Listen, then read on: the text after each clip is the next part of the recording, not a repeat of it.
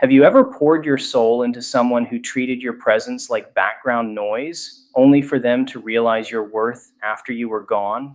Isn't it strange how absence can scream louder than words ever could? Today, we're going to shatter the illusion that your value depends on someone else's recognition because it doesn't. In fact, what if I told you the moment you walked away wasn't the end, but the beginning of your power? We're diving deep into the silent truth behind why he didn't value you until you left. And trust me, it's not what you think. Spoiler, it's got less to do with you and more to do with what he was never ready to face. You're not crazy. You're not too much. And no, you're not replaceable. So buckle up because what you'll uncover today will either shake you or wake you, or both. Ready? Let's go. Isn't it wild how we can give someone our time, our energy, our heart, sometimes even our entire identity, and they still act like it's nothing special? You show up for them day after day, speak life into their darkest moments, hold space when they don't even realize they need it, and yet they treat your presence like it's permanent, like it's guaranteed. But let me ask you this. When was the last time you truly valued the air you breathe? Exactly. We don't until we're gasping for it. People often don't appreciate what they have until it's gone, not because they're cruel, but because comfort creates blindness. And comfort, when unchecked, becomes entitlement. You see, the human mind is wired for patterns. We find something good, something consistent, and we unconsciously assume it will always be there. That's where the danger lies. The more dependable you are, the more invisible you become. Not because you've lost your light, but because they've stopped looking. They stop noticing the little things, the way you listen when they speak, how you remember the details no one else does, how you show love in quiet, consistent ways. And then one day, you pull away. You stop giving. You stop showing up. And suddenly, there's a hole in their life shaped like you. Let's rewind for a second. Picture this. You're in a relationship or a friendship or even a family dynamic where you're always the giver. You anticipate needs before they're spoken. You make sacrifices. You justify red flags with they didn't mean it, or maybe they're just going through something. Sound familiar? Maybe too familiar? Now here's the twist. While you're busy holding up both ends of the emotional bridge, they're not even crossing halfway. And you tell yourself they'll see it eventually. They'll realize what they have. But time keeps passing, and they don't. Why? Because people don't change when they're comfortable. They change when they're confronted. And here's the part most people don't tell you. Your presence isn't what opens their eyes. It's your absence, the silence, the space where you used to be. It forces them to sit with themselves, with all the things they never had to notice when you were cushioning the fall. That's when they start to feel the impact. Not during the late night talks you tried to have, not during the tears you swallowed, but in the echo of your exit, the empty room, the unanswered texts, the sudden weight of their own emotional responsibility. Let's pause here for a moment. Quick question. Have you ever missed a coffee shop only after it shut down? You drove by 100 times, never stopping, always meaning to go someday. Then one day it's boarded up, and you suddenly feel this weird grief for a place you never appreciated when it was open. Funny, right? But not so funny when you're the coffee shop. What makes people wake up is not your presence. It's your withdrawal, your decision to no longer overextend. And let me be crystal clear. This isn't about revenge. This isn't about making them suffer. It's about you finally reclaiming the energy you were giving away like it was disposable. It's about stepping into the realization that being valuable doesn't mean being used. You're not a utility. You're a force, a presence. And when that presence disappears, it creates an undeniable shift. That shift can shake people to their core, but sometimes, not immediately. Sometimes they continue walking blind until they bump into the reality of their own emptiness, until the comfort you provided becomes a craving they can't satisfy.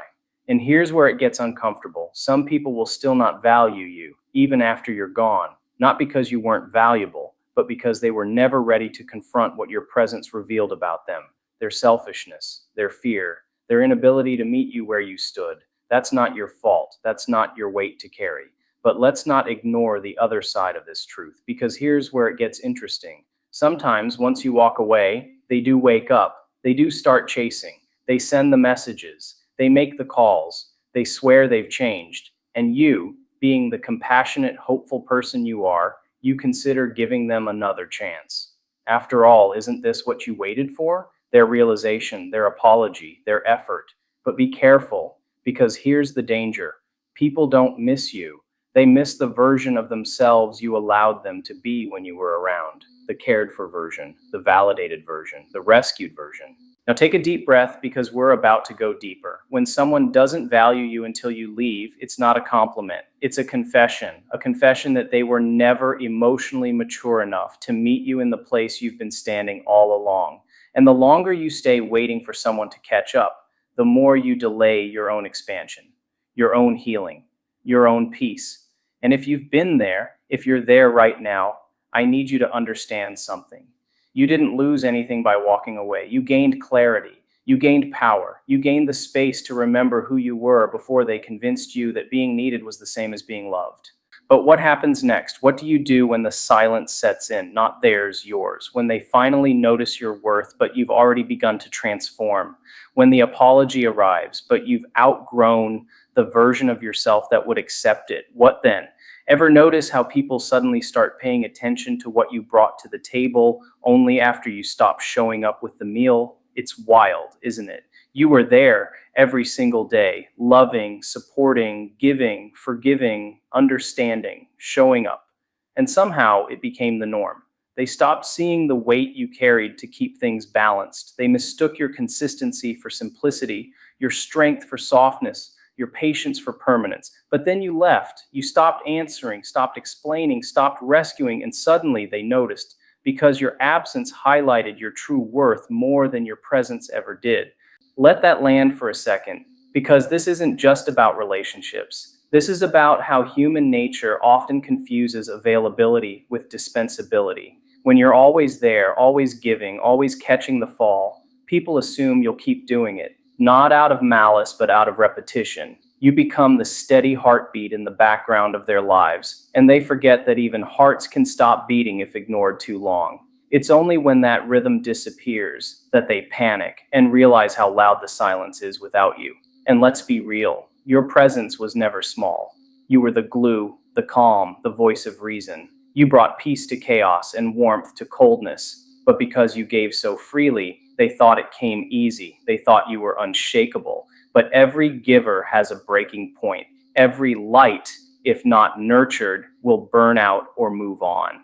And when you finally removed yourself, when the texts were left on read, when the calls went unanswered, that's when the reality hit. Your absence wasn't just a missing body, it was a missing force, a missing energy, a missing soul. Here's a funny question. Ever lost Wi-Fi for 24 hours? Felt like the apocalypse, right? You don't notice how much you depend on something until it's gone. And yes, you are the Wi-Fi in this metaphor, reliable, invisible, essential, taken for granted until it's not there. Now let's take this deeper. Why is it that your absence was more powerful than your presence? Because presence becomes expected. It blends. It softens in the eyes of those who get used to it. It's not that your value decreased, it's that their ability to perceive your value diminished. Familiarity breeds blindness. When people stop looking, they stop seeing. When they stop seeing, they stop appreciating. But absence is a mirror. It forces people to look inward. It strips away the comfort and exposes the dependency. And sometimes it reveals truths they were never ready to face while you were still cushioning their growth. Let's go into story mode for a second. Imagine someone in your life, partner, friend, maybe even family, who constantly relied on you to be their anchor. You were the emotional safety net, the one who checked in, the one who remembered the small details, the one who stayed up late talking them through their storms. But slowly, they gave less. They responded with half effort. They assumed your care was a default setting. And every time you voiced your need, your boundary, your fatigue, it was brushed aside. Until one day, something inside you clicked. You didn't explode. You didn't beg. You just withdrew. Respectfully, quietly, powerfully. And what happened next? Panic, confusion. The very people who dismissed your needs began to spiral. Why? Because the emotional ecosystem they thrived in had been held together by you. You were the invisible architect, and now the structure was crumbling without your presence. That's the irony. You were invisible when you were giving, but now, in your absence, you're all they can see. Every small gesture you ever gave is now magnified by its disappearance. Every thank you they forgot to say, every moment they took for granted, it's playing in their mind on a loop. And maybe, just maybe, they'll try to reach out, not because they've changed, but because they miss how you made them feel about themselves. That's the trap. When someone finally realizes your worth only after you've left, it's tempting to return, to go back to being the light. But you have to ask yourself, are they valuing you or are they mourning their own comfort? Let's flip the lens. Your absence isn't just a wake up call for them, it's a revelation for you. Because when you stop overextending, you start healing. When you stop chasing, you start rising. You begin to see just how much energy you were pouring into places that weren't pouring back. And that realization, that's your breakthrough. That's your moment. That's the fire that ignites your evolution. You begin to surround yourself with people who don't need to lose you to see you, who don't confuse your silence with weakness or your boundaries with rejection. You begin to move in rooms where your value isn't a negotiation, it's a known fact. And here's where things get even more interesting. As you evolve, the same people who once couldn't appreciate your presence may now idolize your absence. They may talk about you with reverence, speak your name with regret. But don't be fooled. What they feel is not always transformation, it's consequence. The consequence of not showing up when it mattered, the consequence of mistaking your loyalty for permanence. So now you're left with a choice. What do you do when the silence starts speaking louder than your words ever did? When your absence creates ripples that your presence never could? What do you do when they finally see you, but you've already seen yourself?